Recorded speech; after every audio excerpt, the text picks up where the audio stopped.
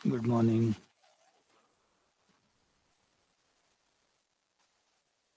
Good morning. Good morning.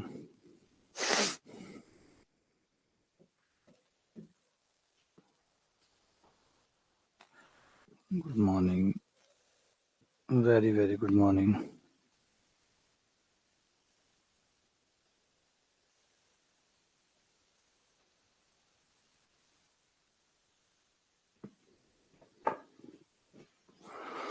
Good morning. Good morning. Good morning.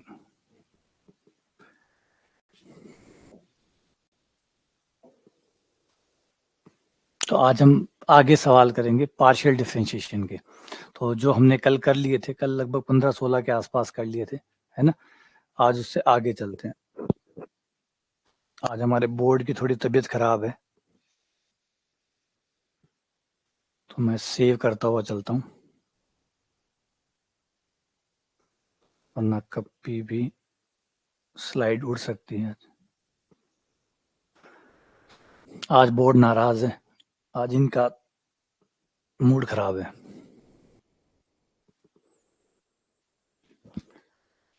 चलो सवालों पे आते हैं। सवाल नंबर 17, 16 तक हो गए थे। सवाल नंबर 17, u बराबर है एफ एक्स प्लस ए वाई, जी बराबर एक्स माइनस ए वाई। तो इनमें से करेक्ट आंसर कौन सा होगा, सही आंसर कौन सा है?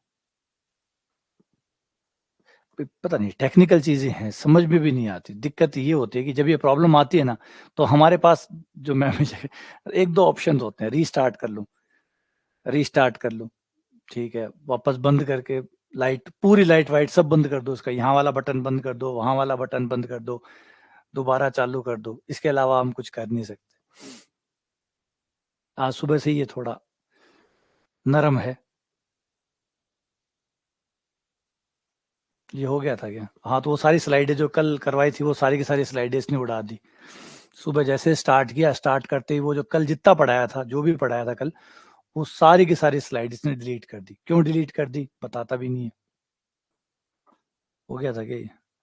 पता नहीं भाई, मैंने तो दोबारा से नए डालने पड़े फिर सारे, और नए डाले, नए भी नहीं डालने दे रहा था। चलो आगे बढ़ते हैं। ये रहा क्वेश्चन नंबर 18, u बराबर sine x square Y square.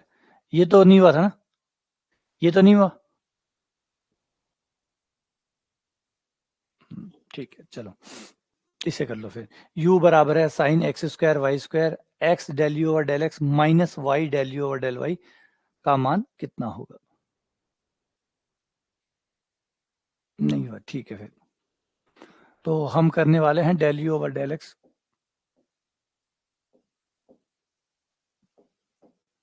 Sign का अवकलन हो जाएगा cos,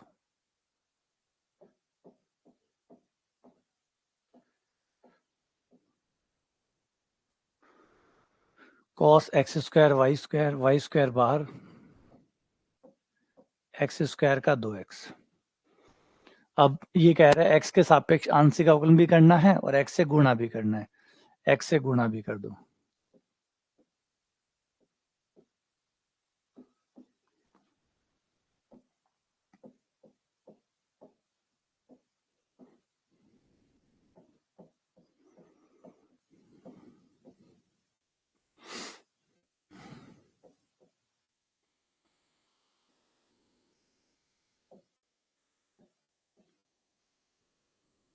del you over del Y,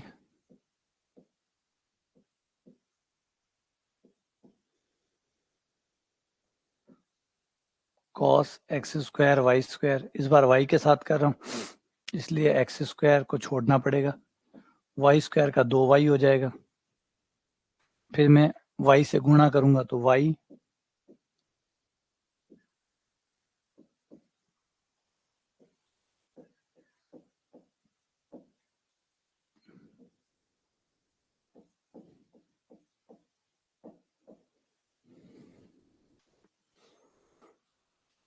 दोनों को अगर हम घटा दें तो ये 0 आ जाएगा।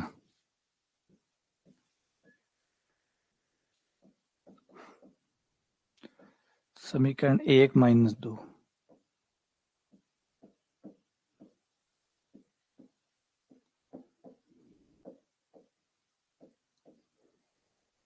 ये 0 आ गया, दोनों कट गए, बराबर 0 आ गया, तो आंसर आ गया सी, 0।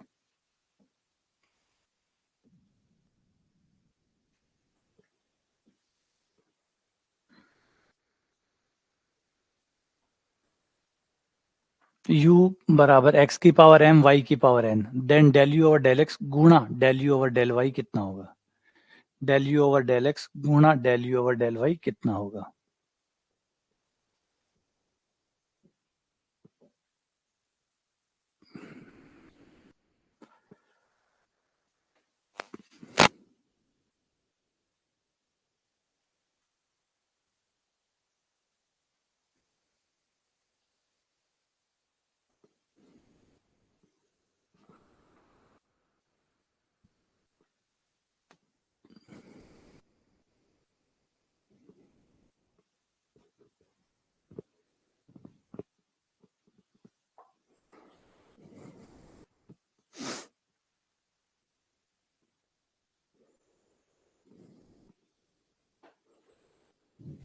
एक चीज और याद रखिएगा, अगर कभी किसी दिन क्लास स्टार्ट होने में देरी हो जाए तो आप ये समझ जाना कि भाई कोई ना कोई टेक्निकल प्रॉब्लम है, कुछ ना कुछ ऐसी टेक्निकल प्रॉब्लम है जिसकी वजह से कुछ ना कुछ अटक रहा है।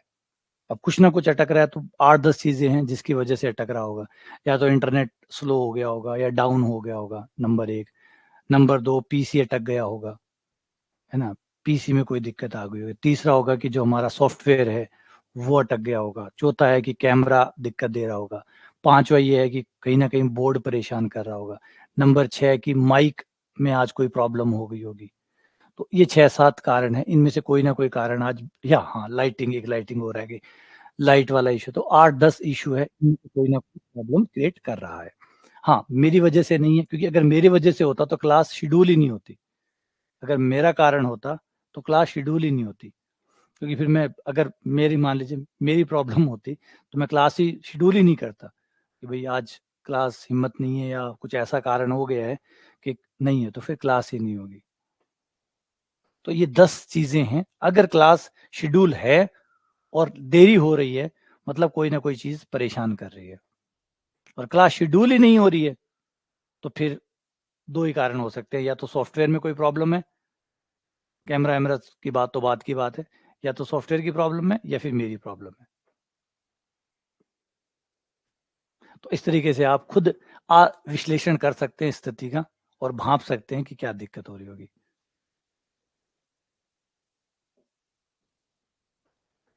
तो u का x के साथ कर दें तो del you over del x,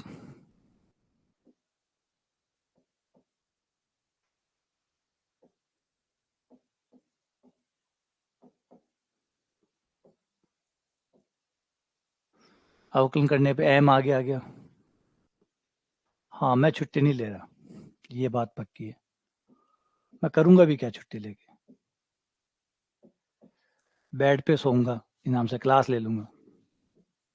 जैसे भी मेरे घर वाले कह रहे हैं कि पिछला 1 हफ्ता हो गया मेरे बुखार हो रहा है, गर्दन में दर्द है, प्लस गले में भयंकर दर्द है, क्योंकि ये जो नया कोविड चल रहा है, ये नए कोविड ने लगभग हमारे घर के सारे मेंबर्स को परेशान कर रखा है। अच्छी, बस इतना अच्छी बात है मुझे खांसी नहीं आ रही, बाकी सबको खांसी आ रही है। और मेरी माता जी को तो बहुत खांसी आ रही है, क्योंकि ये कोविड है ही ऐसा। एक तो बुखार चढ़ता है और कईयों के तो थोड़ा धीमा चढ़ता है, और शरीर मतलब ऐसे टूटता है, दर्द होता है, वो चल रहा है। आप देख रहे होंगे आसपास में भी तो भयानक चल रहा है ये, बद से बदतर हालत कर रखी है, जा ही नहीं रहा। महीने महीने भर तक ये परेशान कर रहा है, महीने महीने भर तक आपका गला, सुबह उठते हो आपका गला ऐसा लगता है जैसे चिपका हुआ है, मतलब आप पानी भी नहीं पी सकते, इस तरीके की हालत दिन में लगती है।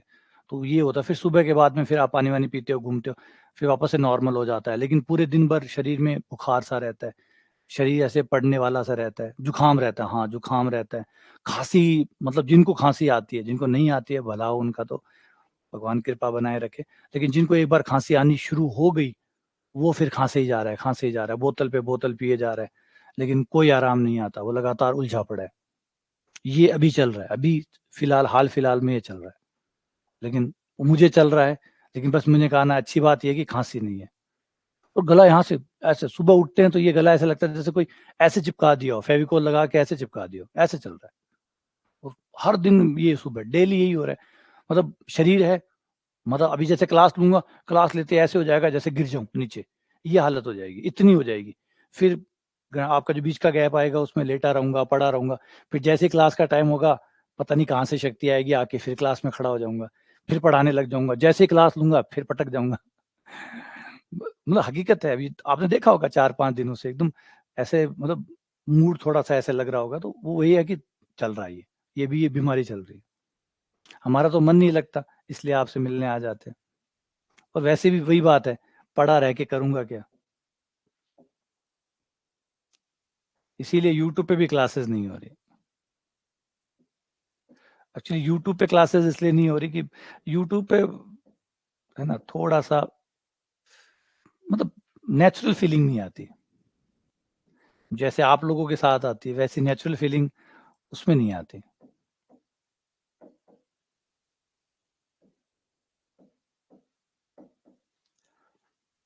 दोनों की गुणा कर दी, है ना। अब देखा होगा कि जब आप वहाँ यूट्यूब पे जाते हैं ना, यूट्यूब पे वो मतलब वो नेचुरल फीलिंग नहीं आती। जैसे अभी आपके साथ आती है, आप लोगों के साथ क्लास लेता हूँ, एक नेचुरल फीलिंग है, कोई दिक्कत नहीं है। मैं बीमार हूँ, मैं जो भी हूँ, आपके साथ हूँ, ले लेता हूँ मैं क्लास। लेकिन वहाँ जाता हूँ तो मुझे ऐसा लगता है कि ये थोड़ा सा मतलब क्या चल रहा है, कैसे हो रहा है, कैसे ली जाती है। बड़ा मतलब तैयार होके होना होता है वहाँ पे, या कुछ और होता है, वो बड़े रीति रिवाज होते हैं वहाँ के, तो वो थोड़ा सूट कम करता है। इसलिए वो मैंने अवॉइड ही कर रहा हूँ, पिछले शायद 5-7 दिन हो गए वो अवॉइड ही कर रहा हूँ। आपकी क्लासेस 3 चल रही है, आपकी 3 क्लासेस ले रहा हूँ। यही हालत है, यही सब कुछ है, 3 क्लासेस आपकी ले रहा हूँ, वहाँ 1 नहीं ले पा रहा हूँ। तो क्योंकि वहाँ फीलिंग नहीं है, दिक्कत वो है। अच्छा, कुछ यू का मान रखवाना है क्या? रखवा दो भाई। एक्स वाई से गुणा कर दो। एक एक्स से और एक वाई से गुणा भी करने पर और भाग भी करने पर। एक्स और वाई से गुणा भी कर दिया, भाग भी दे दिया। फिर ये यू स्क्वायर बन गया बट्टा एक्स वाई, है ना। एक्स की पावर एम, वाई की पावर एन की जगह यू रख दिया, यू का स्क्वायर। हाँ वही है। वहाँ फॉर्मेलिटी थोड़ी ज्यादा होती है, यहाँ फॉर्मेलिटीज नहीं होती।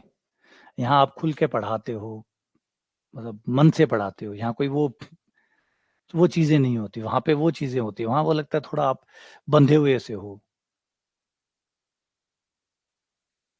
हाँ, वो वहां पे वो बड़ा कारण पता नहीं क्या है, लेकिन वहां भी मैं सूट नहीं करता हूँ। यूट्यूब के लिए मैं परफेक्ट नहीं हूँ। और पता नहीं लोग कैसे कर लेते हैं, ये समझ में ही नहीं आता। कई तो लोग ऐसे होते हैं जो मतलब यूट्यूब पे इतने एक्टिव रहते हैं कि जैसे ही कुछ हुआ वो तुरंत यूट्यूब पे आ जाते हैं, और यूट्यूब पे आके वो शुरू कर देते हैं। यूट्यूब पे एक ही है, आप मैसेजेस भी आपके 15 सेकंड बाद लेट आते रहते हैं। आप यहाँ पे कुछ भी पढ़ा रहे हैं, आपका खुद का वीडियो कम से कम 10 से 15 सेकंड पीछे चल रहा होता है। आप यहाँ पे पढ़ा रहे हैं, 10-15 सेकंड बाद आपको ये दिखाई दे, आप यहाँ ए लिखते हैं और वहां जेड तक जब पहुंचते हैं तो सामने स्क्रीन पे आ रहा होता है ए अब आ रहा होता है। अच्छा हाँ, अब बात भी सही है, बैठा फालतू की बातें करनी पड़े, वहां गप मेलनी पड़े, बे मतलब की, बेसुर की।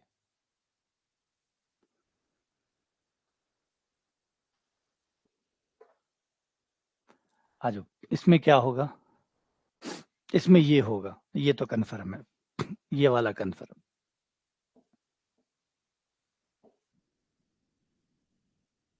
एक्स के साथ करो, वाई के साथ करो, या फिर वाई के साथ करो, एक्स के साथ करो, बराबर होगा। करके कर सकते हो, उसको करके देख सकते हो। वैसे वैसे किया हुआ भी है ये हमने, याद हो तो शुरुआत में जब किया था तब बताया था ये वाला। z बराबर sine x square Y square, ये हो गया, रिपीट आ गया, तो रिपीट आ गया।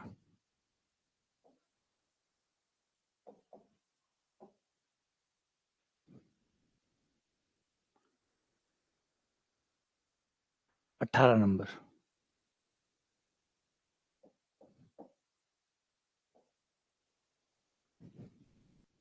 ये इसका आंसर था शायद, ये वाला।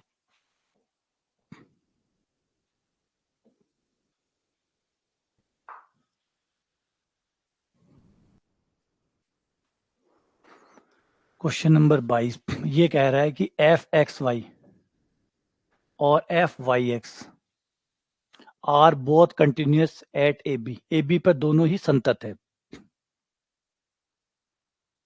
दोनों ही कंटिन्यूअस है मतलब संतत है। तो संतत होने पर कौन सा कथन सत्य है?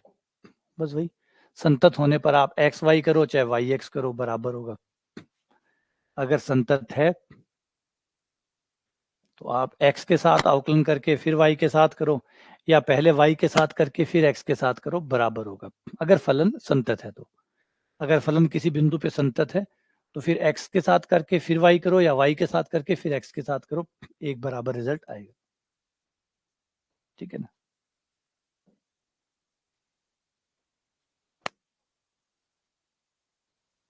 अगला, u बराबर A X square plus 2hxy plus by square, तो ये किसके बराबर होगा? x del you over del x plus y del you over del Y किसके बराबर होगा? तो यहाँ देखो तो आइलर पर में लग जाएगी, यहाँ आइलर पर में लग जाएगी, आइलर थ्योरम, आइलर थ्योरम, क्योंकि ये दो घात का समघात है, दो घात का समघात है।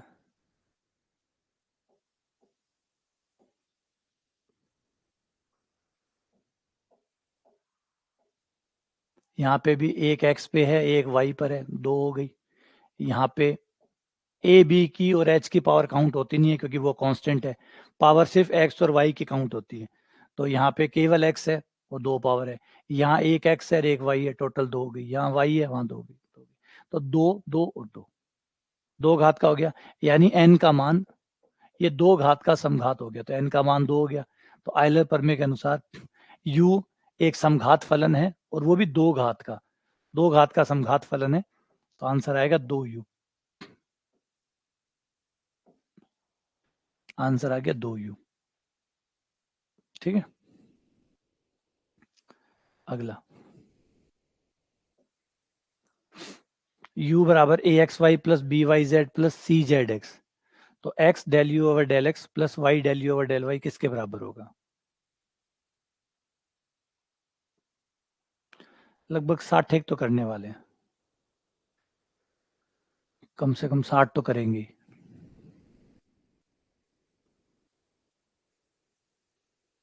क्योंकि इसमें ज्यादा है नहीं, प्रॉब्लम ये है कि एक तो है आंशिक अवकलन वाले, एक है आइलर प्रमेय वाले, एक है चेन रूल वाले, बस ये तीन क्वेश्चन है। अब तीन क्वेश्चन पे फिर वो रिपीट होना शुरू हो जाते हैं। अभी आप देखोगे, अब ये थोड़ा एक्स वाई बदल गया, एक बार सार पकड़ लो। तो इस क्वेश्चन, अगर आप सार पकड़ो तो देखो इस क्वेश्चन में, है ना, इस क्वेश्चन में क्या फर्क है, मुझे एक बात बताओ। अभी जो गया है पीछे वाला, इन दोनों क्वेश्चन में क्या फर्क है? क्वेश्चन नंबर 24 में और 23 में क्या फर्क है ना, बस वही होता है। फिर ये चीज समझने वाली होती है कि क्वेश्चन हम शक्ल ही होते हैं, वो थोड़ी थोड़ी शक्लें बदल देते हैं, थोड़ा सा और कर देते हैं, वो काउंटिंग बढ़ जाती है। गिनती में वो गिनती बना रहे हैं, वो सिर्फ गिनती बना रहे, गिनती आपको यहाँ लगेगा 60 हो गया 65 हो गया। हाँ, उनके लिए ये कारगर भी है, जिन लोगों को ये डिफरेंस समझ में नहीं आ रहा है उन लोगों के लिए तो 60-60 है, लेकिन जिनको समझ में आ रहा है उनको पता है 60 है ही नहीं। और वैसे 60 है ही नहीं, एक्चुअली तीन ही सवाल है, एक्चुअल में तो तीन ही सवाल है, आंशिक अवकलन, आइलर प्रमेय और तीसरा वो चेन रूल, बस तीन ही सवाल हैं। अब तीन सवालों के मैंने बना दिए 60, और अगर 100 कराऊंगा तो तीन के ही 100 बनाऊंगा। अब इन तीन को पकड़ लो तो तीन ही रहेंगे, वरना चाहे इस पे 300 कर लो और चाहे 3000 कर लो।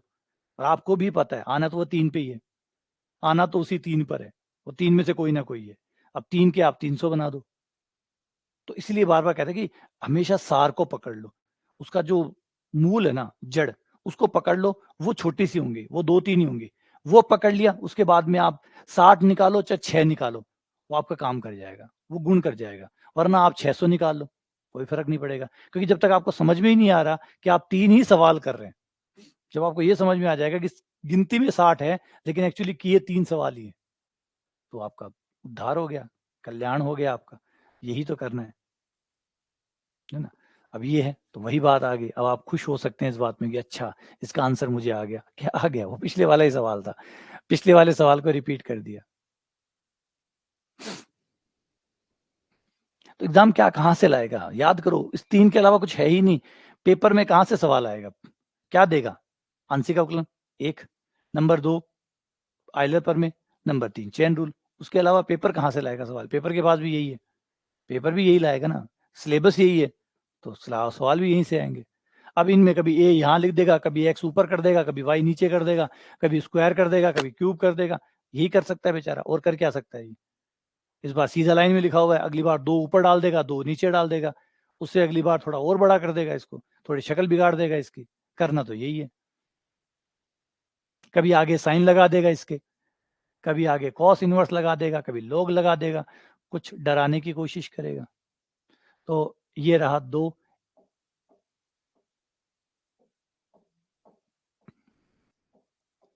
सब पे 2 पावर है, तो 2 घात का समघात हो गया, आंसर आ गया 2।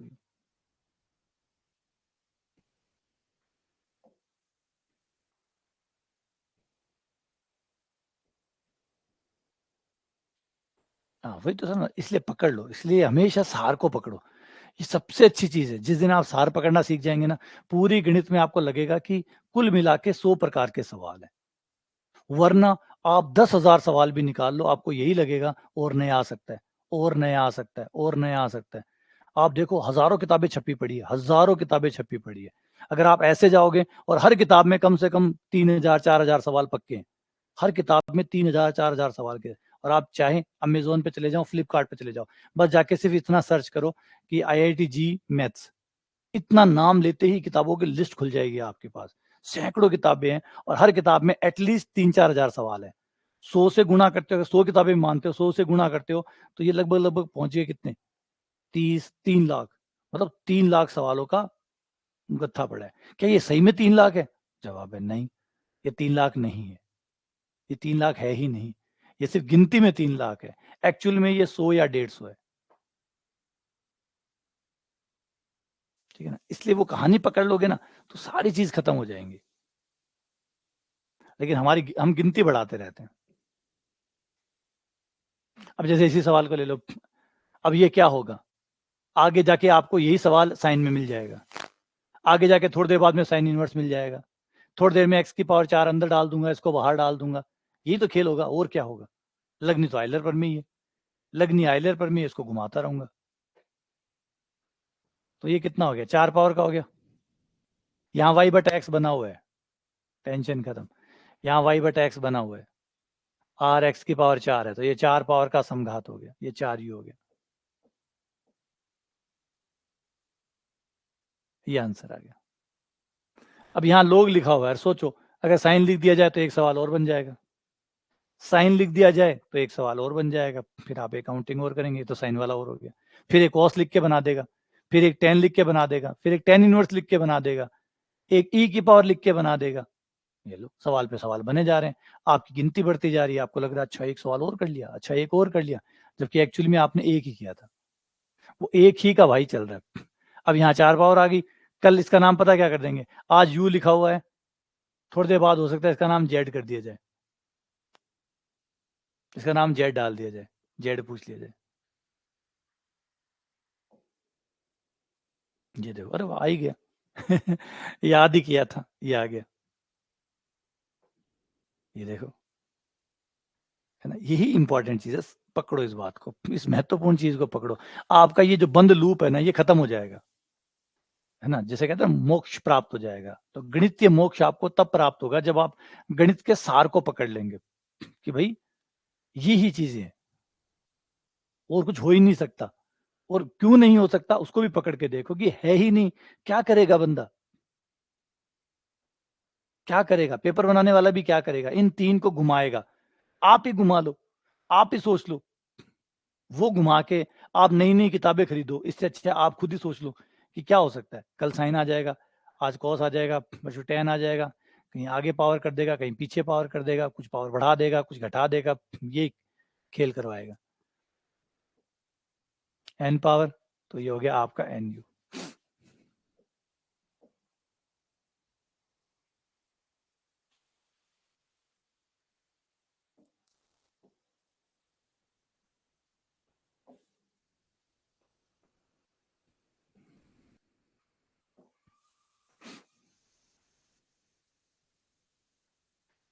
एक्स की पावर हाफ प्लस वाई की पावर हाफ प्लस एक्स की पावर एन प्लस वाई की power n, x del you over del x किसके बराबर होगा? ये यू है जेड में।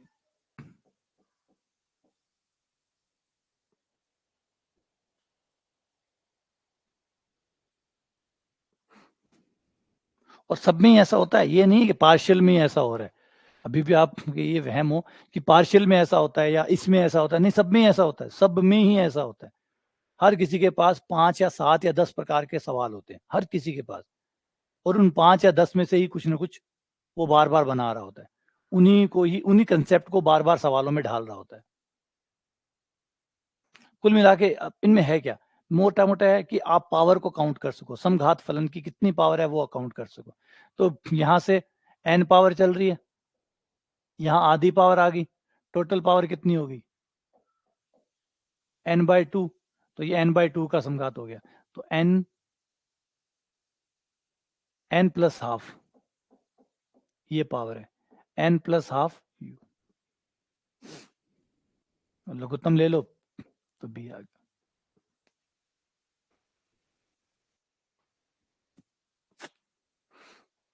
n प्लस हाफ u, ये चाहे पूरी पावर, ब्रैकेट को खोल के देख लो, ऐसे दिक्कत है तो ब्रैकेट खोल के देख लो, ब्रैकेट खोलने पर हर पद पे क्या आएगा?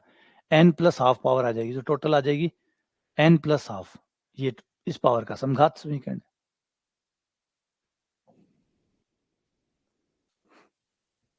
ये रहा, ये कितनी घात का हुआ?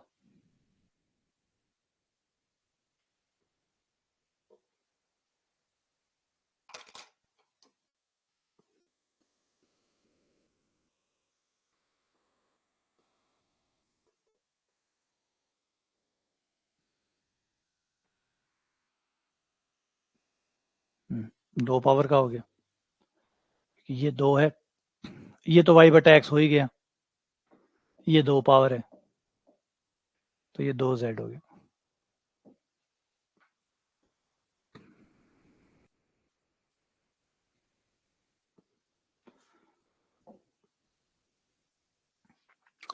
उनतीस x square plus Y square,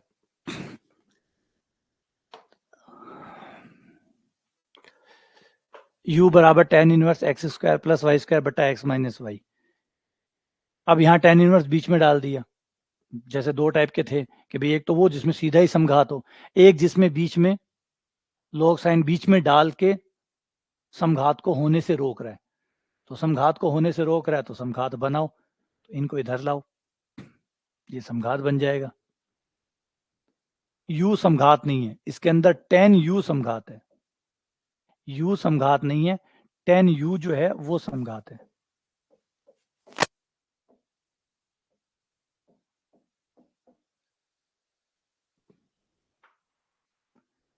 tan u समघात है, तो कितनी पावर का हो गया? एक पावर का, और इसका नाम दे दो f, x del f over del x।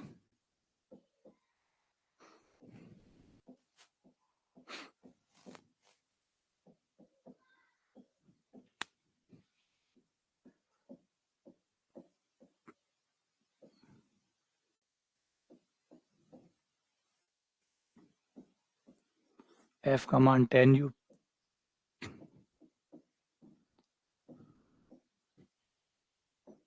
और यहाँ पे देखो अब एक फॉर्मूला आप तैयार कर सकते हो, हर बार ये ना लिखना पड़े, n का मान 1।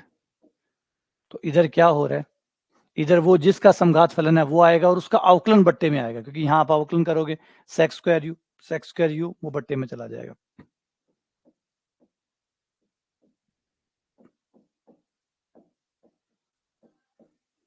सेक स्क्वायर यू बट्टे में, तो tan u बटा sec square u, tan u हो गया आपका sin u बटा cos u बटा 1/cos square you, sin u cos u, 2 से गुणा और 2 का भाग देने पर sin 2u अपॉन 2।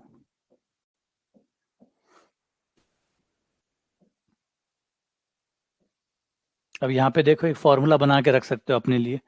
जब भी आपका फलन u का समघात ना हो, tan u, sin u, cos u, वो जो भी बन के आए, तो फिर आपका जो LHS साइड आएगा, जो RHS साइड आएगा, वो del u over del x plus Y del u over del y, और इस तरफ आपका आएगा n f बटा f डैश, एन एफ बटा एफ डैश। क्यों? क्योंकि वो उधर आप एफ की जगह मान रखोगे, फिर उसका अवकलन होगा, फिर वो कॉमन आएगा, फिर वो बट्टे में आएगा, तो सीधा याद रख लो कि एन एफ बटा एफ डैश, ताकि ये इतना सारा ना करना पड़े। 10-15 सेकंड भी बचते हैं तो भी बढ़िया बात है। अगर 10-15 सेकंड भी बचते हैं तो अच्छी बात है।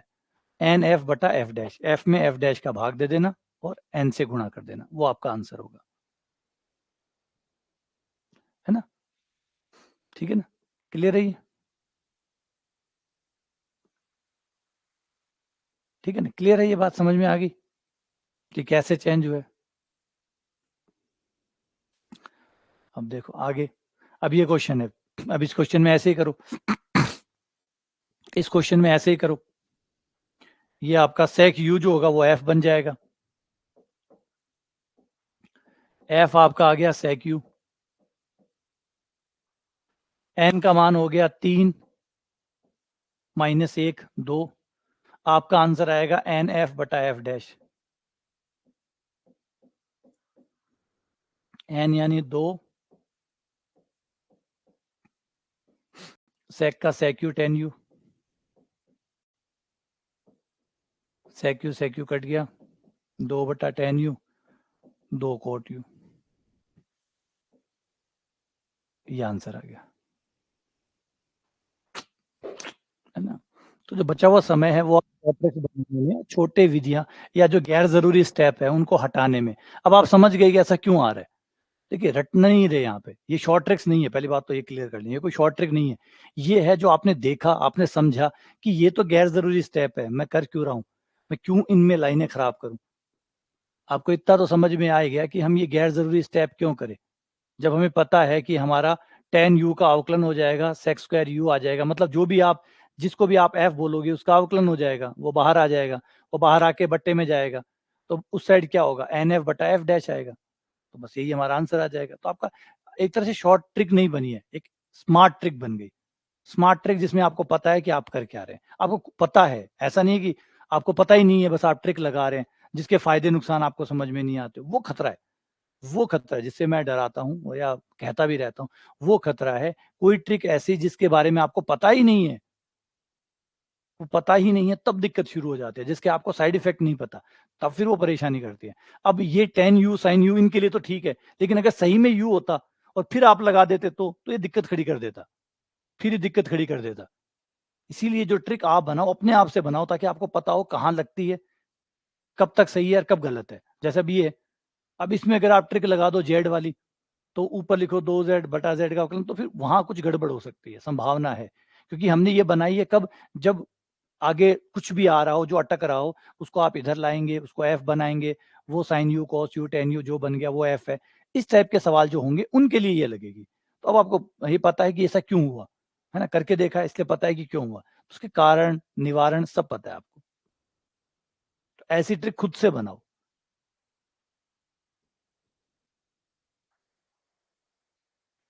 ये हो गया।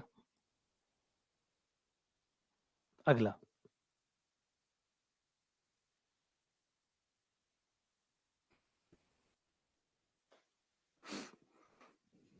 इसको भी वैसे ही करो।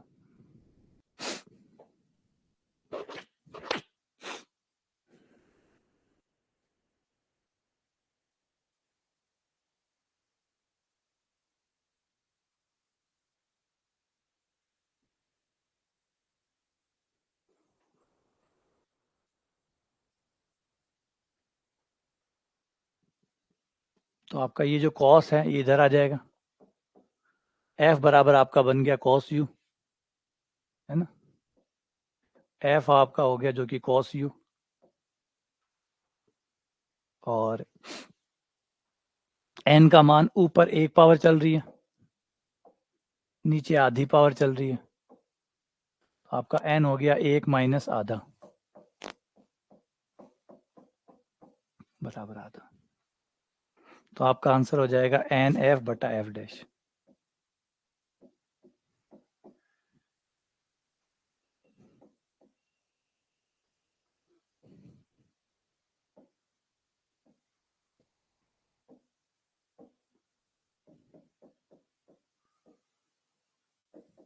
एक बटा दो कॉट यू,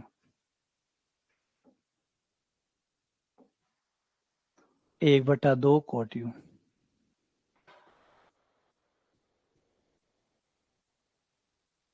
साइन यू का माइनस है ना, कॉस यू का माइनस साइन यू, माइनस वाला रह गया।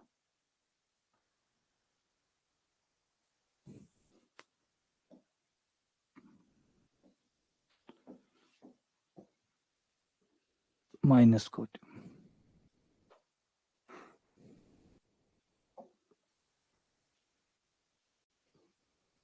ये रिपीट हो गया शायद।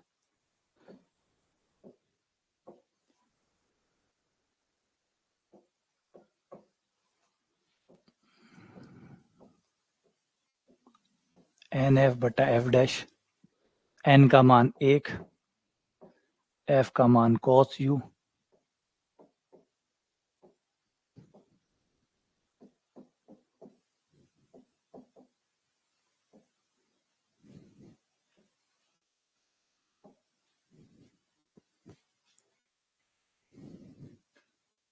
Minus cot you.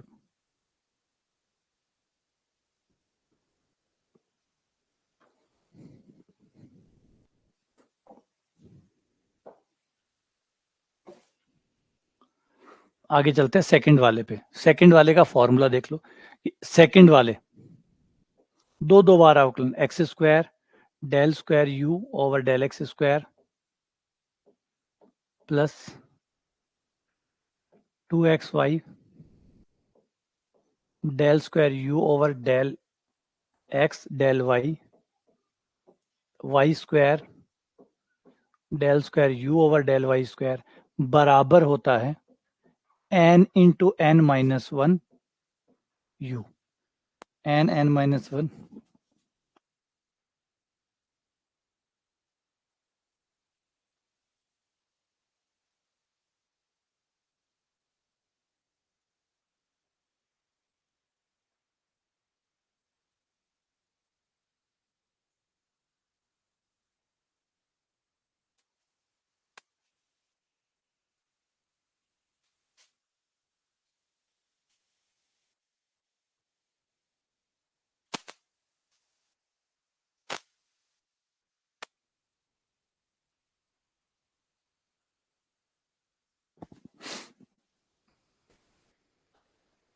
तो यहाँ पे ये फॉर्मूला है दो के लिए, तो यहाँ पे कितनी पावर आएगी, n का मान हमें मिला एक,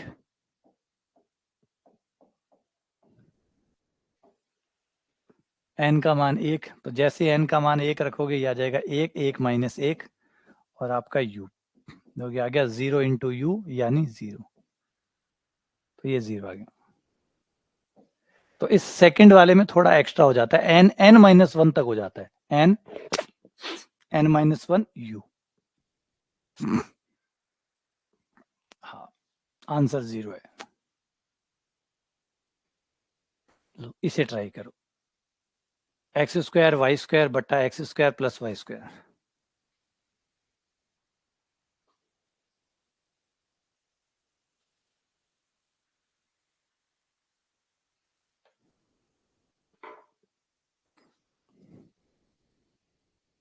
एक्स स्क्वायर वाई स्क्वायर बट्टा X square plus Y square.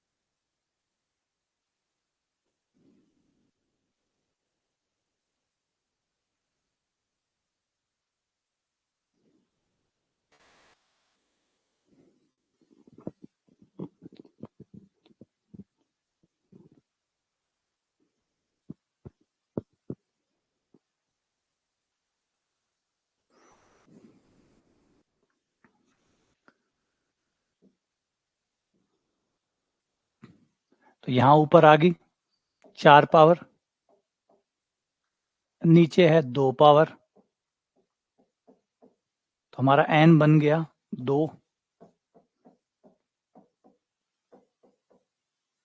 n बराबर 2। ठीक है, और अब मान रख दो फॉर्मूले में, n(n-1) u।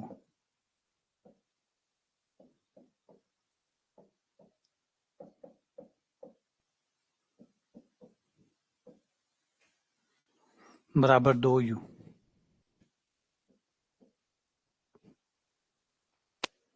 हाँ बिल्कुल हो सकता है। बेसिक से आप डिराइव करना चाहो तो शुरू से डिवाइड कर सकते हो उसको। आयलर प्रमेय से शुरू करो, तो पहले अगर आयलर प्रमेय लगाएं इसके ऊपर,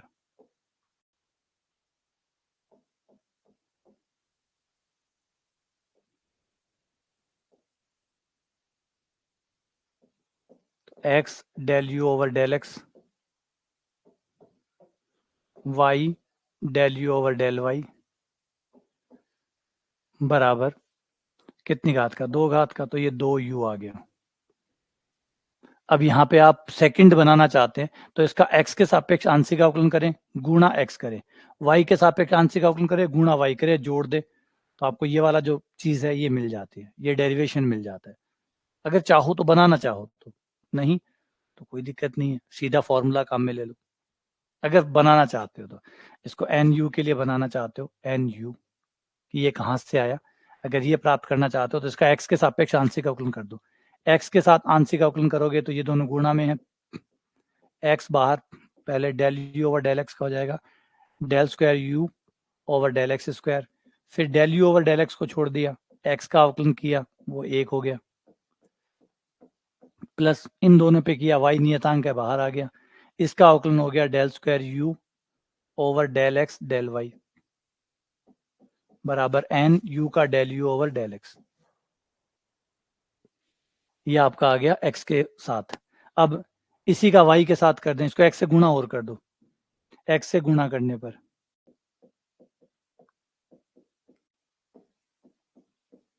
x से गुणा करने पर ये आ गया x square del square you over del x square plus x del you over del x plus x y del square you over del x del y n x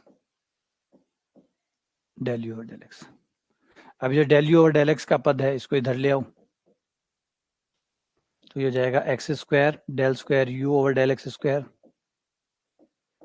plus x Y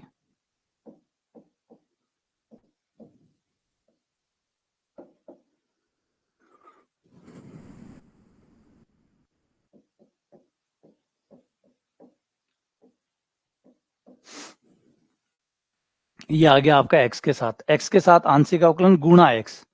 अगर इसी चीज को y के साथ दोहराया जाए, इसी को y के साथ दोहराया जाए तो जहां x आया वहां y आएगा, तो y square del square you over del y square इसी प्रकार plus y x del square you over del y del x बराबर n-1 x की जगह y del you over del Y.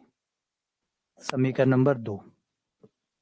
अब समीकरण 1 व 2 को जोड़ दो, जब दोनों को जोड़ोगे तो ये 1 और 1 2 हो जाएंगे और ये वाला पद और आ जाएगा।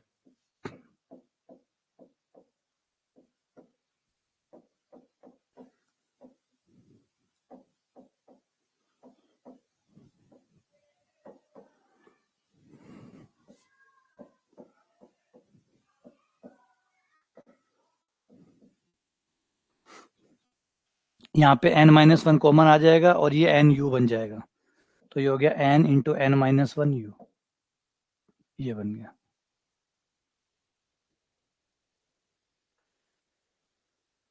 ठीक है ना, तो n(n-1 u), तो इस तरीके से आप इसको बना सकते हैं।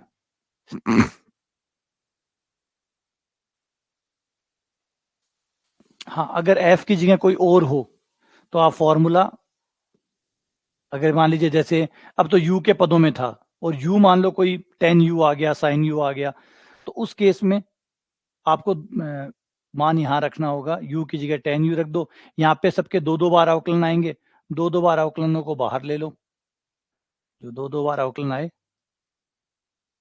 ऐसा फॉर्मूला बनाना पड़ेगा इसका, शॉर्ट ट्रिक जो है ना वो बनानी पड़ेगी कि क्या है, और शायद बना रखी है मैंने, अगर आप लोगों ने वीडियो देखा हो तो उसमें शायद बनाई हुई है मैंने, कि अगर tan u आ जाए, जैसे भी उसमें बनाया था NF बटा F डैश बनाया था, इसमें भी बनती है, इसमें भी बनती है,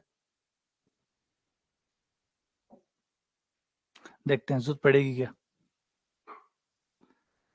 जैसे मुकेश बता रहा है कि है एक एन एफ बटा एफ डैश -1 NF बटा एफ डैश, इसमें यार ऐसे नहीं होती, थोड़ी अलग होती है, मुझे शायद याद नहीं, वो अगर आप वीडियो देखेंगे लेक्चर उसमें करवाई हुई है, ये मुझे याद है शायद ये करवाई हुई है,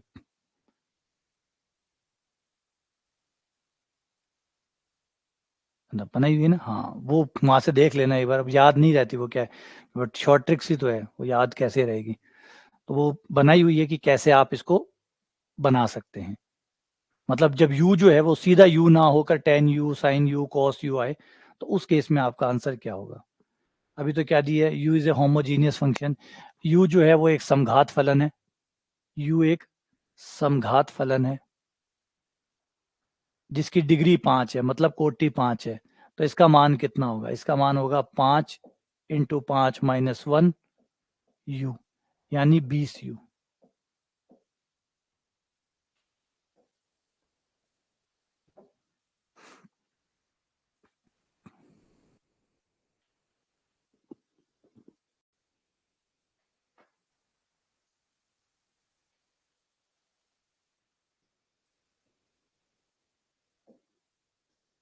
बाकी देख दूंगा मैं आज कि क्या बनाई थी। u बराबर एफ एक्स बटा y plus y phi x बटा वाई, ये किसके बराबर होगा।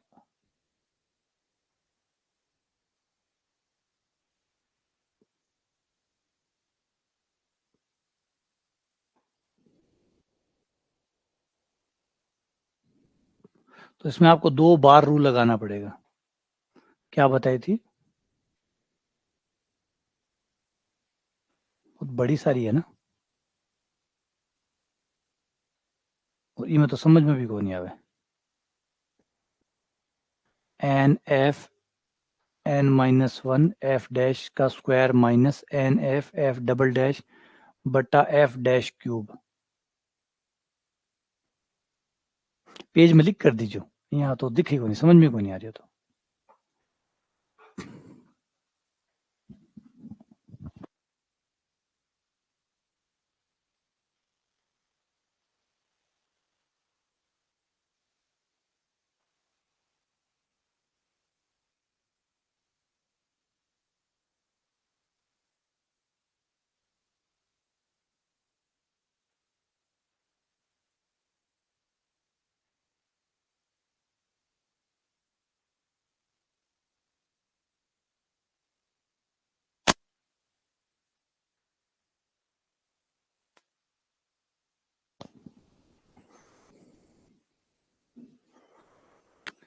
तो ये हो गया एफ, इसे नए नाम दे दो, इसे नाम दे दो v का, इसे नाम दे दो w का, ये तो 0 घात का हो गया, ये तो 0 घात का हो गया, और ये 1 घात का हो गया, तो u बराबर है आपका v प्लस डब्ल्यू, इस तरीके से 2 पार्ट हो तो एक v हो गया, हाँ खुद से बनाओ तो बहुत ही बढ़िया बात है, फिर याद भी ज्यादा रहे, लंबे समय तक याद रहेगी अगर खुद बनाओगे तो, v प्लस डब्ल्यू, तो v के लिए नियम बनेगा x square del square u over del x square, 2xy del square u over del x del y plus Y square del square u over del y square, u की जगह v, पहले v के लिए बनाते हैं फिर w के लिए, v जो है वो है 0 घात का, v 0 घात का है, इसके लिए n 0 है और इसके लिए n 1 है,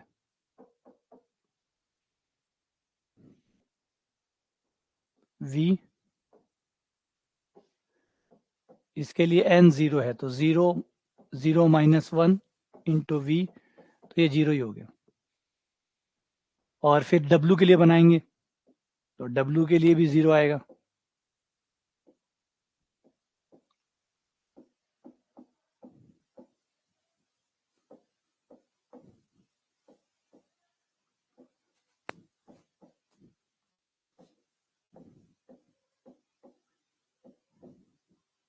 इस बार n का मान 1 है, तो 1 माइनस 1 और w, तो ये भी 0 आ गया। दोनों को जोड़ देंगे तो v प्लस w बन जाएगा हमारा u, समीकरण को जोड़ने पर।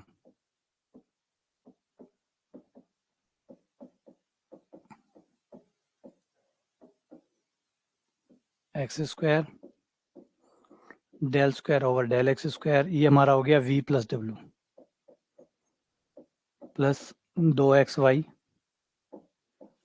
Del square over del x del y, ये हो गया v प्लस डब्ल्यू प्लस वाई स्क्वायर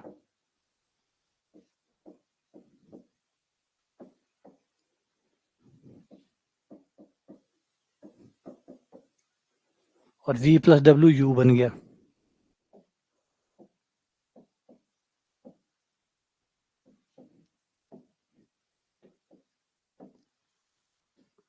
तो ये 0 आ गया।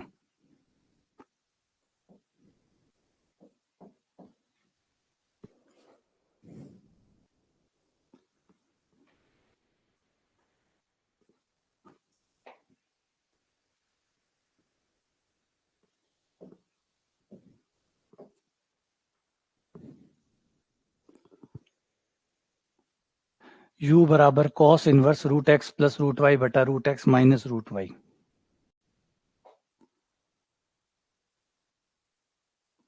तो इस बार तो हाफ पावर ऊपर है और हाफ ही नीचे है, तो 0 पावर होगी। और आंसर एन एफ, तो एन 0 है तो मतलब ही नहीं बनता, और तो है ना, एन 0 है तो ऊपर हाफ पावर है, नीचे हाफ है, तो n बराबर 0 हो गया। n बराबर 0 होते ही ये cos वैसे इधर आएगा।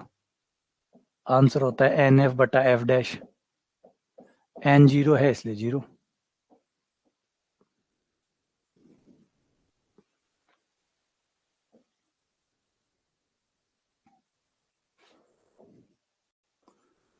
अगला, द डिग्री ऑफ होमोजीनियस, इसकी डिग्री कितनी है, कितनी कोटि का समघात फलन है, कितनी घात का या कितनी कोटि का ये समघात फलन है।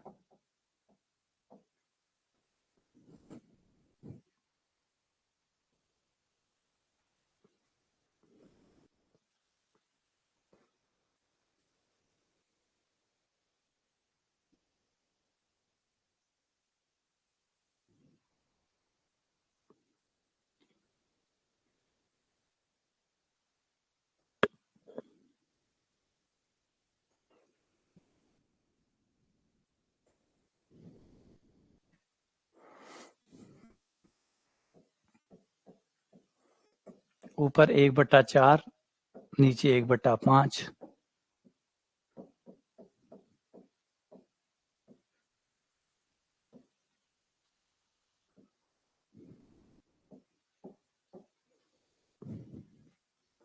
एक बटा 20।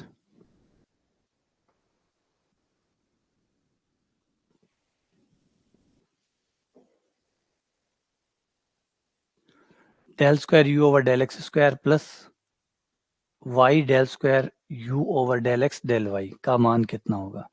ये भी फॉर्मूला है direct, x del square you over, अभी हमने बनाया था ये,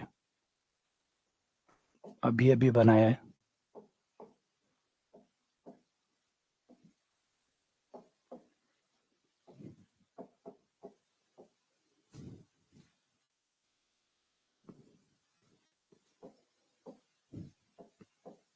ये देखो,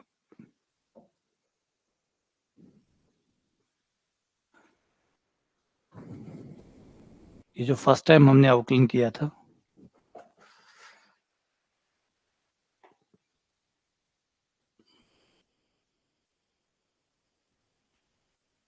ये वाला, ये रहा, जिसको x से गुणा करने से पहले था, इक्वेशन 1 बनाई थी ना, अगर x को हटा दो तो ये वाला आंसर आ जाएगा।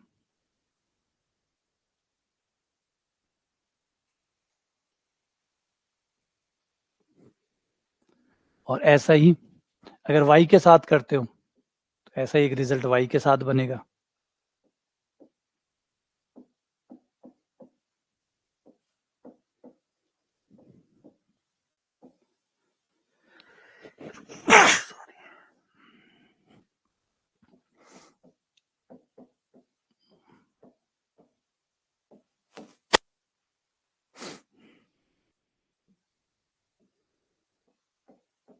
इक्वेशन 1, इक्वेशन 2, और बनती कैसे हैं, जब आपका आइलर जो है, आइलर इक्वेशन जो है,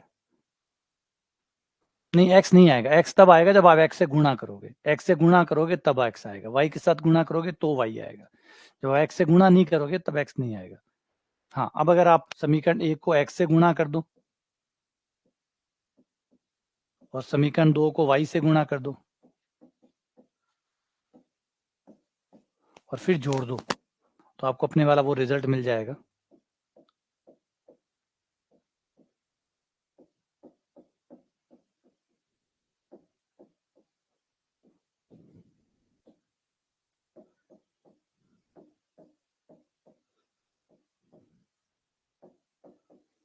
n(n-1)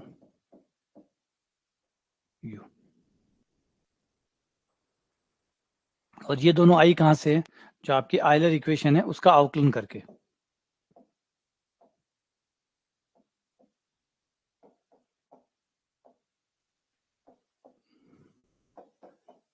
इस इक्वेशन का जब आप x के साथ अवकलन करेंगे तो ये वाला आ जाएगा,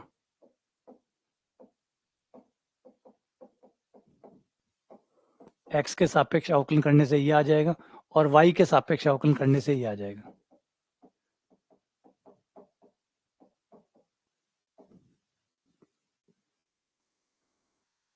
और फिर दोनों को x y से गुणा करके जोड़ दो, ये आ जाएगा।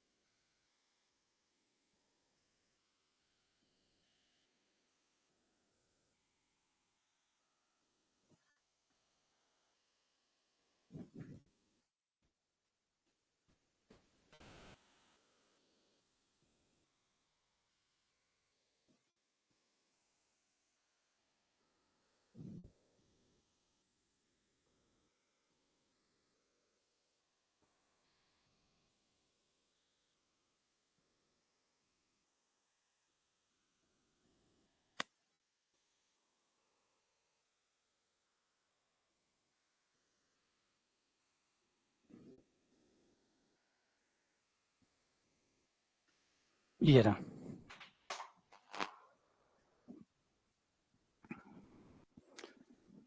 u बराबर है ax की पावर 4 by की पावर 4 प्लस c,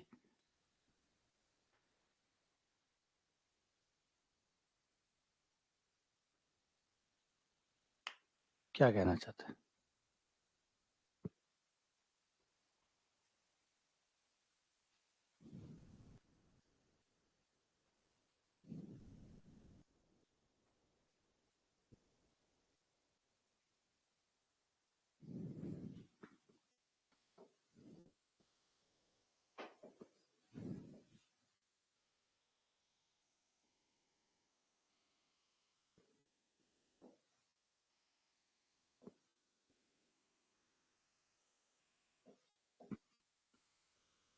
ठीक है, अब पूछ रहा है सी के किस मान के लिए ये सत्य है, सी के किस मान के लिए ये सत्य है,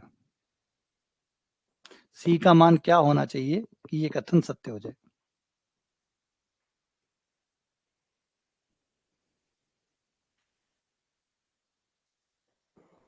क्योंकि बाकी तो सब 4 पावर के हैं, ये 4 पावर का है, ये भी 4 पावर का है, लेकिन ये 5 पावर का आ रहा है, और यहाँ दे रखा है 4u, 4u तभी आएगा जब 4 पावर का होगा, ये 4 पावर का है नहीं, 5 पावर का है, तो c अगर 0 हो गया तो ये 4 पावर हट जाएगी, और 4 पावर हटते आइलर पर में लग जाएगी, ये 4u आ जाएगा, तो ये केवल तभी ट्रू होगा जब c का मान 0 हो।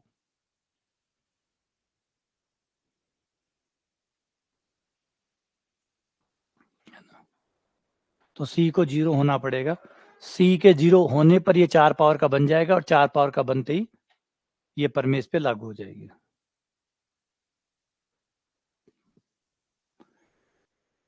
अगर एक समघात फलन n घात का हो तो उसको कैसे लिखा जाता है।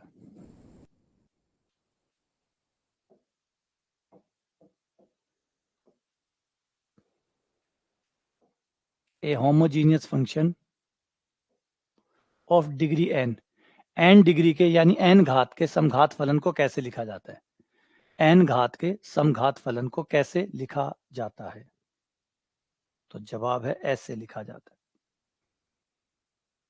ऐसे भी लिखा जाता है और ऐसे भी लिखा जाता है, y के रूप में भी लिखा जा सकता है, y की पावर n फाई x बटा y।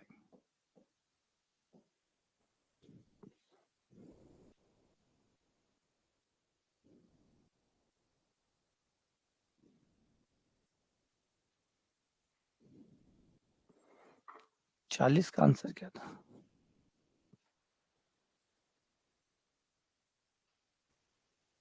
40 का आंसर ये था।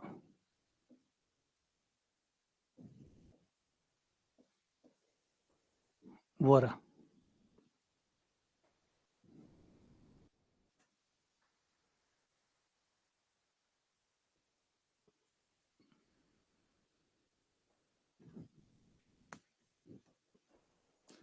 ये क्वेश्चन कह रहा है कि u जो है वो फंक्शन है फाई टी एन का, और टी एन जो है वो n घात का समघात फलन है, तो यानी u यहाँ पे डायरेक्ट फलन नहीं है, u जो है ना वो टी एन जो है, जैसे साइन के अंदर, साइन या कॉस के अंदर समघात फलन फंसा रहता है, तो यहाँ आपका जो टी एन है वो फंसा पड़ा है, जो n घात का समघात समीकरण है वो किसी फलन के अंदर फंसा हुआ है, किसी के अंदर फंसा हुआ है, तो क्वेश्चन पूछ रहा है कि बताओ क्या होगा।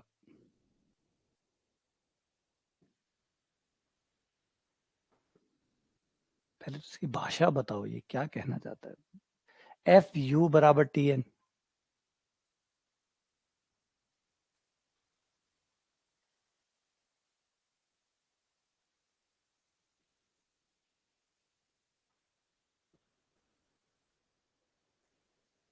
ठीक है, ये ज्यादा फालतू है, यहाँ काम की चीज ये है, तो यहाँ पे जो समघात समीकरण हुआ वो टी एन हुआ, हमारा जो समघात समीकरण है वो टी एन है, ठीक है, और टी एन जो है वो एन घात का समघात है, और जो समघात है आइलर पर में उसी पे लगती है, तो f x del you over del x t n plus Y del you over del y t n बराबर एन गुणा टी एन,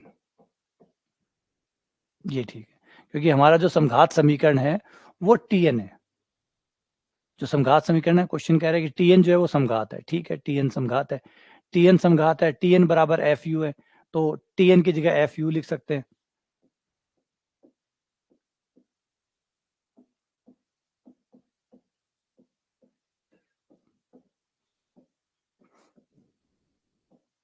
ये F you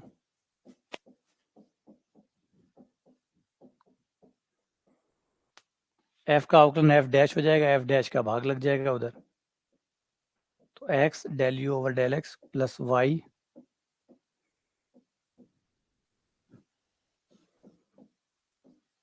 N f u बटा एफ डैश यू।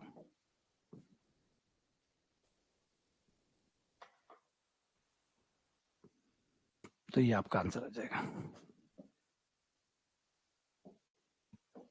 तो कहना सही चाहता है, वैसे भाषा थोड़ी अलग है। ये कहना चाहता है कि टीएन जो है वो एक फंक्शन के अंदर फंसा हुआ है और उससे आपका यू बन रहा है, और फिर आप क्या करेंगे, टीएन को निकालेंगे तो सही ना, उधर भेजेंगे, फाई को आप उधर भेजेंगे।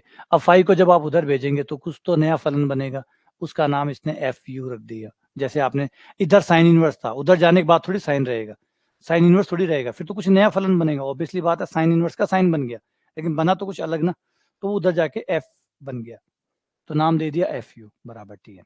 ठीक है ना, जैसे लोग है, अब यहाँ तो अब बोला, जैसे मान लो ये लोग है और इधर लोग है और ये x square plus Y square बट्टा एक्स प्लस वाई है, इधर आपका लोग का फलन है। तो जब ये इधर जाएगा तो इधर जाके लोग थोड़ी रहेगा, इधर जाके ये ई की पावर बन जाएगा, ई की पावर यू। तो वो यही कह रहा है कि यहाँ फाई है, जब वो इधर जाएगा तो मान लो वो एफ फलन बन गया और एफ यू बराबर टी एन हो गया। तो बताओ कौन सा रिजल्ट सत्य है। तो ऐसा ही हम करते हैं, तो ये फॉर्मूला ही बनवा लिया।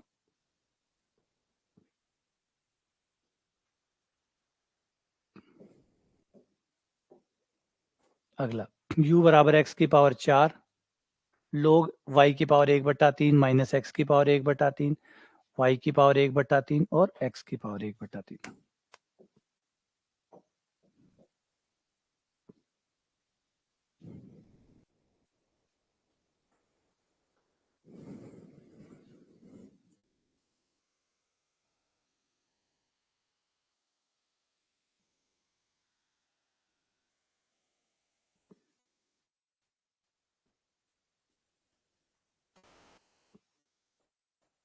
तो ये तो 0 घात का हो गया, तो इसका तो कोई मतलब ही नहीं है। ये सब y/x में हो जाएगा और ये 4 घात का समघात हो जाएगा। ये 4 घात का समघात हो गया और 4 घात का समघात होने पे 4u आंसर आ गया। 4u जो है वो आंसर आ गया।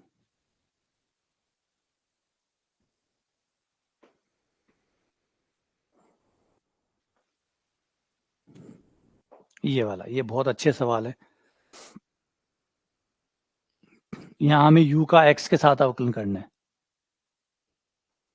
तब फिर कुछ नहीं होता, तब फिर कुछ नहीं होता, क्योंकि y/x होना चाहिए था और फिर बाहर x की पावर n होना चाहिए। अगर अंदर कोई पावर कम ज़्यादा होगी तो दिक्कत खड़ी कर देता, क्योंकि लोग बीच में लगा हुआ है, लोग बाहर आने नहीं देता और वो अटक जाता। अब इसमें क्या होता है, इनमें आप x minus y, y minus z और z माइनस एक्स, 3 चीज़ें दी हुई है।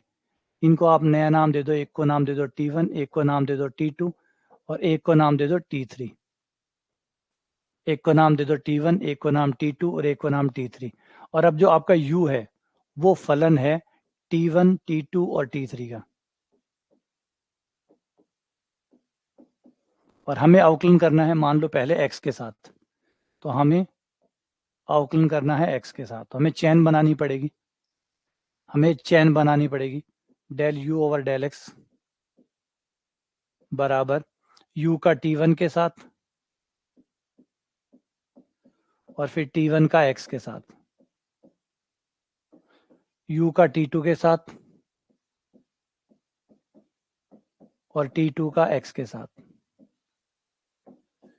u का T3 के साथ, फिर T3 का x के साथ।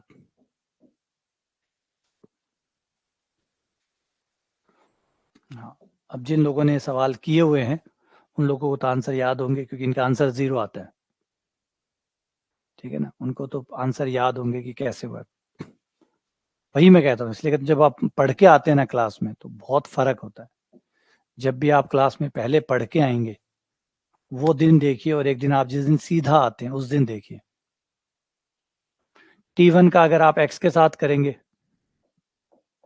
T1 है आपका x माइनस वाई,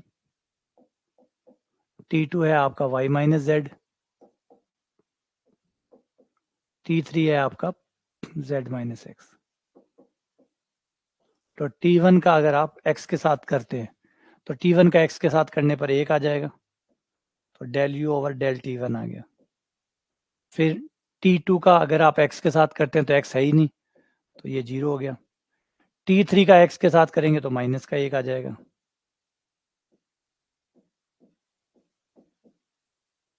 ये आ गया del u over del x। अब ऐसा ही आप del u over del y बना लो, y के साथ ऐसे ही चेन रूल लगेगा। T1 का y के साथ होगा, y के साथ आने पर ये माइनस का आ जाएगा, del u over del T1। और y के साथ ये करोगे तो ये 1 आ जाएगा और वो 0 आ जाएगा। ऐसे ही del u over del z करोगे तो z वाले में T1 का z के साथ करोगे 0 आ जाएगा, T2 का z के साथ करोगे -1 आ जाएगा, और T3 का z के साथ करोगे प्लस का 1 आ जाएगा, और बाद में जब तीनों को जोड़ोगे तो 0 आ जाएगा।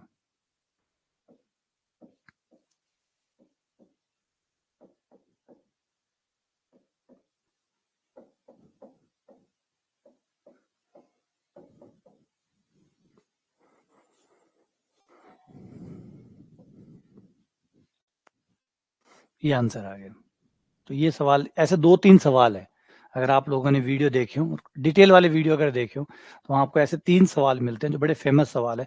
और इन सवालों में यही होता है, आपको T1 T2 T3 मानना होता है, चेन रूल बनाना होता है, वो मान रख के हल करना होता है। अच्छे सवाल है, बढ़िया सवाल है, पेपर में आते भी रहते हैं ये सवाल, तो इनको देख लेना।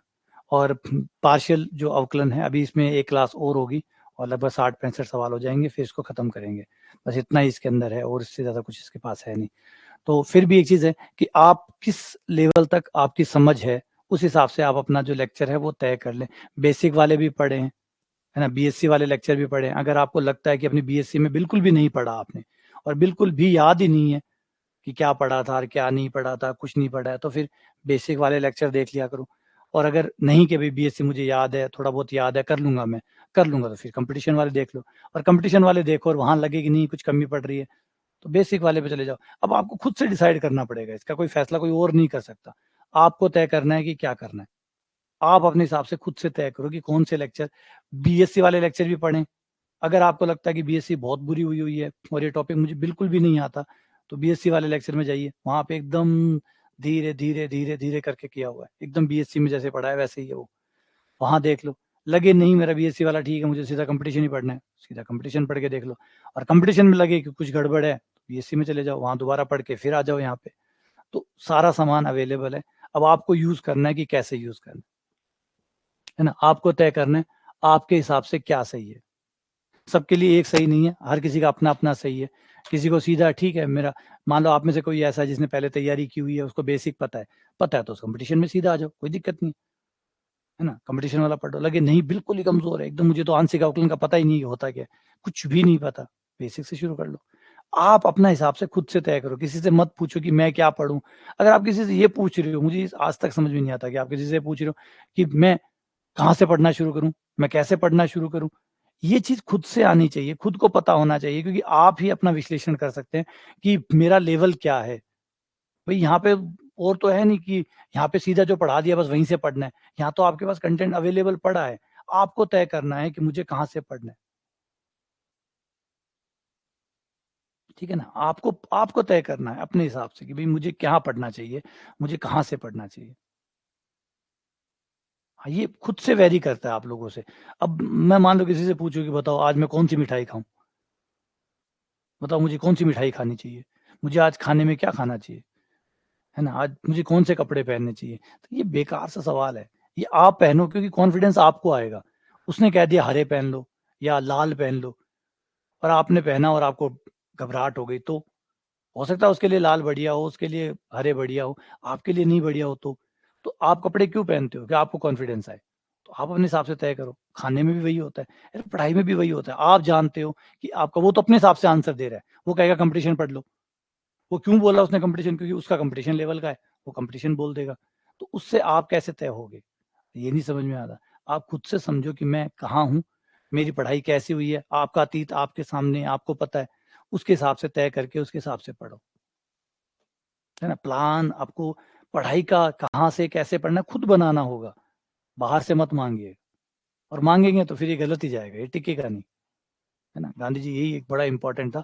जब गोलमेज सम्मेलन हुआ था, उसमें गांधी जी ने एक ही बात कही थी, हमारे भारत में ढेरों समस्याएं हैं, ढेरों समस्याएं हैं निश्चित तौर पे, लेकिन अगर सॉल्यूशन बाहर से आता है तो ये बीमारी को और बड़ा करेगा, ये बीमारी को और बड़ा करेगा। प्रॉब्लम है, दो राय नहीं है इसमें कि प्रॉब्लम नहीं है, प्रॉब्लम है, लेकिन अगर सॉल्यूशन बाहर से आता है, आप देखिए जिस देश में अमेरिका ने सॉल्यूशन बाहर से देने की कोशिश की है, उनकी बद से बदतर हालत कर दी, बद से बदतर हालत हुई है उन देशों की जिनका सॉल्यूशन बाहर से आया है। लीबिया ले लो, इराक ले लो, अफगानिस्तान ले लो, इनका सॉल्यूशन बाहर से आया था। भाई अपनी लड़ाई है, खुद का लड़ाई है, खुद। अब जैसे एक घर के अंदर लड़ाइयाँ होती है, खुद की लड़ाइयाँ हैं, खुद से निपटेंगे, बेहतर तरीके से निपटेंगे। बाहर से कोई आएगा, मामला बिगाड़ देगा, ज्यादा बिगाड़ देगा, ऐसा बिगाड़ देगा कि वो कभी ठीक होगा ही नहीं। तो एलियन सॉल्यूशन जो ना, जो एलियन सॉल्यूशन होते हैं, वो काम नहीं करते, वो अंदर के ही काम करते हैं। ठीक है, जद्दोजहद ज्यादा होती है, परेशानी ज्यादा होती है, ये स्वाभाविक है। जैसे हमारे इंडिया ने, हमने एक सॉल्यूशन मांगा था भारत पाकिस्तान का, जबरदस्त दे दिया। अमेरिका जो अंग्रेज थे, उनसे एक ही सॉल्यूशन मांगा, ऐसा जबरदस्त सॉल्यूशन दे दिया, उम्र भर की बीमारी खड़ी कर दी, जीवन भर की बीमारी को लाइलाज बना दिया। देखो ये था एग्जाम्पल, है ना। माउंट बेटन ने यही सॉल्यूशन दिया और कमाल का दिया, और ऐसा सॉल्यूशन दिया कि लाइलाज बीमारी बन गई।